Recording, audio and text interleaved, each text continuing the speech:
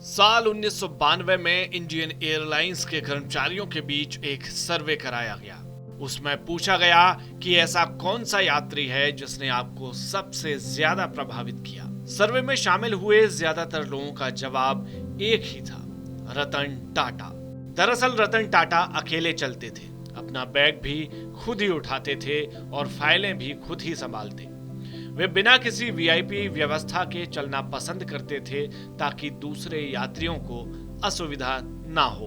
हम क्या लेकर आए हैं इससे ज्यादा महत्वपूर्ण ये है कि हम क्या देकर जा रहे हैं। ये बात शायद पूरे भारत ही नहीं बल्कि पूरी दुनिया को 9 अक्टूबर 2024 को समझ आई होगी, जब टाटा ग्रुप के चेयरमैन श्री रतन नवल टाटा के निधन की खबर बाहर आई। वे कई दिनों से बीमार थे और हाल ही में उन्हें मुंबई के ब्रीच कैंडी अस्पताल में भर्ती कराया गया था।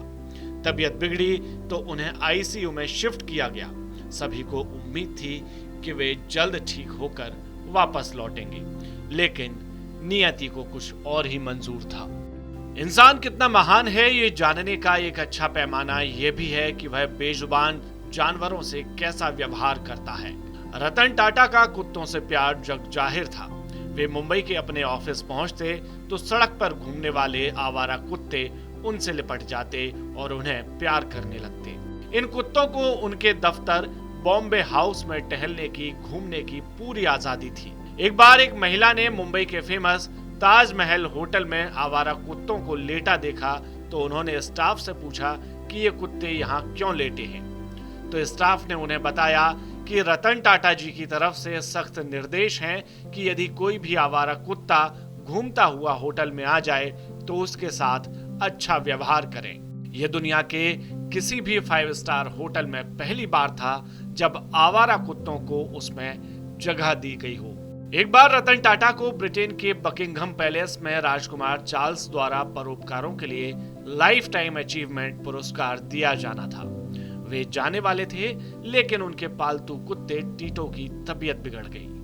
उन्होंने सिर्फ इस बात के लिए अपनी ब्रिटेन यात्रा रद्द कर दी थी। इस घटना ने राजकुमार चार्ल्स का भी दिल जीत लिया था।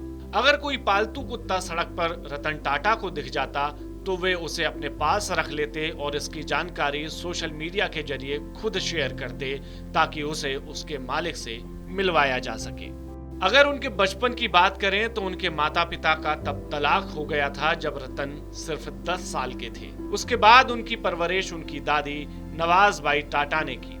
जब रतन टाटा 18 साल के हुए तब उनके पिता नवल टाटा ने एक स्विस महिला सिमोन दुनियोर से शादी कर ली थी, जबकि मां ने जमशेद जी जीजी भॉय से।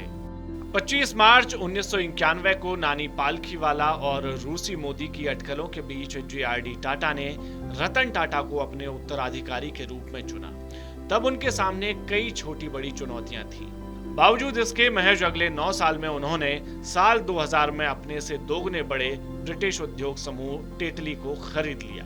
1998 में पहली भारतीय डिजाइन्ड कार इंडिका लॉन्च की, लेकिन कुछ ही दिनों में ये कदम असफल दिखाई दिया, जिसके बाद फोर्ड मोटर्स ने उन्हें इंडिका को खरीदने का प्रस्ताव दिया, लेकिन टाटा ने किन्हीं कारणों से वो डील छोड़ दी।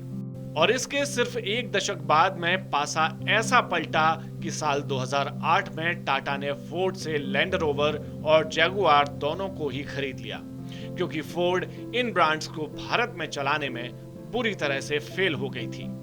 उस वक्त कुछ बिजनेस एनालिस्ट ने इसे घाटे का सौदा बताया था, पर रतन टाटा ने वक्त के साथ उन सभी की बोलती बंद करा दी। तब से लेकर आज दिन तक ये दोनों ब्रांड्स भारत में लग्जरी कार के सेगमेंट में काफी पॉपुलर हैं।